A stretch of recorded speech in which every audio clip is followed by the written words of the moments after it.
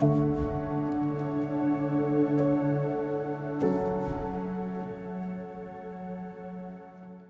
right throughout human history, the concept of male initiation rituals have prevailed. Some cultures even have these for girls. These rituals are unique to the cultures that create them, but their purposes are identical. So we need to launch our sons and our daughters into God's destined purposes for them. And a good way to do this is through a rite of passage. So whether you have this in your culture or not, it doesn't matter.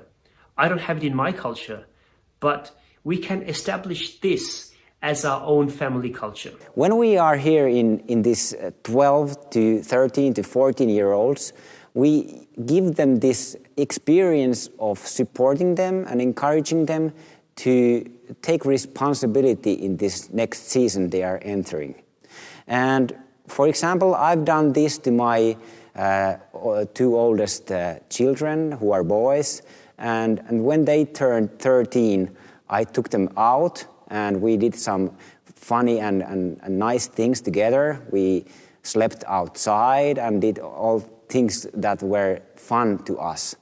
But also, I did something else. I wanted to encourage them on how I saw them and what I saw they were like and how I saw their impact in their friendships and among friends.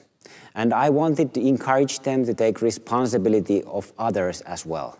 And I wanted them to know that I'm supporting them whatever is coming on their road in the future as well.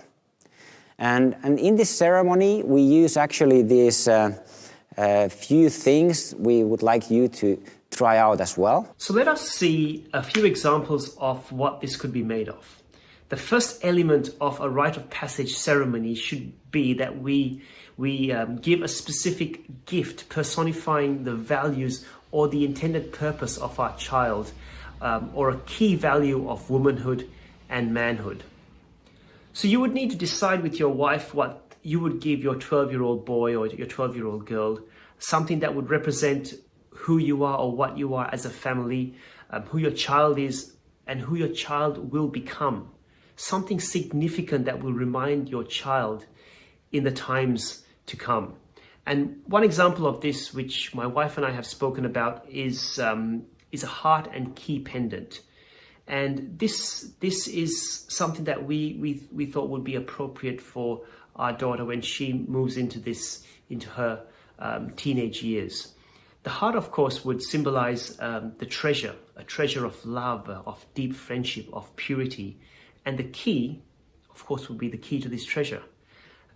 The heart would be kept by her, and I, as a father, I would hold the key to her heart until the time comes for her to give it away to her future husband. And as the next season will be a season of peer pressure, of peer influence and adventure phase, this will be a symbolic reminder that her heart and her purity is closely guarded, or is to be closely guarded until the right time comes. And other examples that you could use as symbols that would be appropriate for both boys and girls would be a compass that would indicate direction, a chess set that indicates strategic thinking. If you look at Ephesians 6, there are many items there that you could use. For example, a belt indicating or symbolizing truth.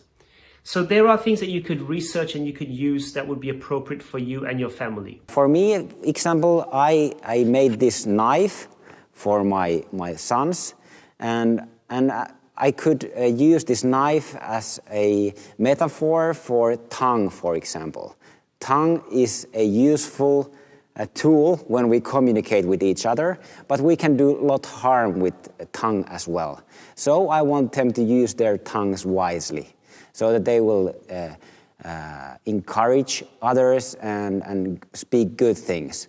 As well as this knife, we can do harm with this and we can do good things with this. So this symbolizes tongue, for example. The most important thing is that we really want to support them and show that we trust in them, that they really can go through this season they are entering. Because there are many things going on there in their lives. They are growing up, there is all things going on in their head, and so much is happening around them and in them. So we want to support them, that they feel comfort and feel that they really can do it. And the next thing that we build into these ceremonies as a father and mother is where we call out specific positive character traits of the child. So now you would know what the strengths of your child are, and you present the gift, and then you enter into a conversation with your child, with people around who would hold testimony to what you do.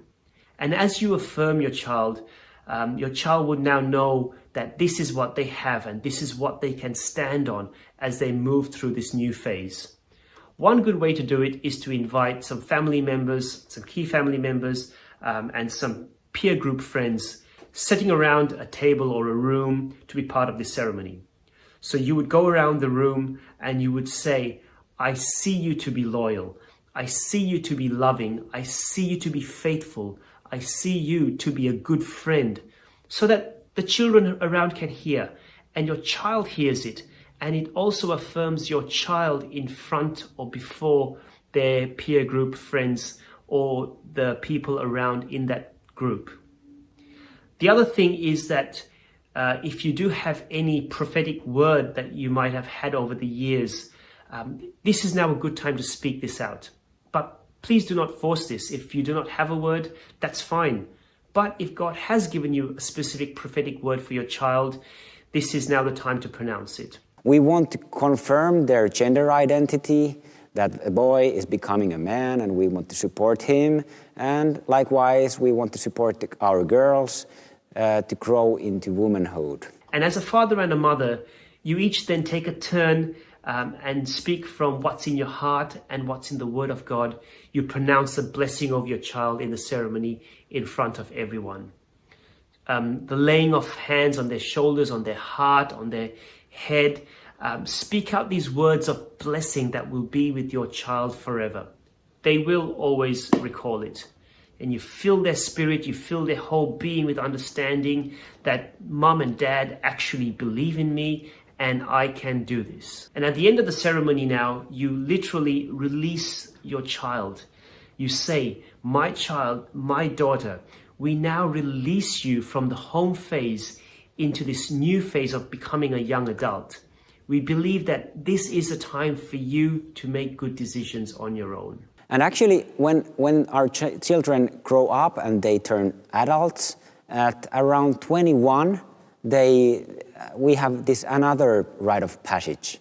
And I actually have been in quite a few Welcome to Manhood weekends, for example, where us older men have invited these younger guys to manhood. Because you can't declare yourself to become, that I'm a man now. But you must hear it from an older man. It's your father, your uncle, your close friend, or whatever. And I've seen so many times what impact it does have to these younger men to hear that now you are a man, you have a responsibility, you've got this. And it's so profound what we are doing. And we want to support them in their identity at that point. Many young men now step into this with a sense of purpose, responsibility, and capability, which makes them believe and makes them realize that they will not now carry the soul of a boy into an adult body anymore. So here we see the concept of the rites of passage and the many uses, and how we launch our children into these new phases of life and give them the tools they need, the assurance, the affirmation, and the right foundations that will carry them through these key seasons and key transition phases of their lives.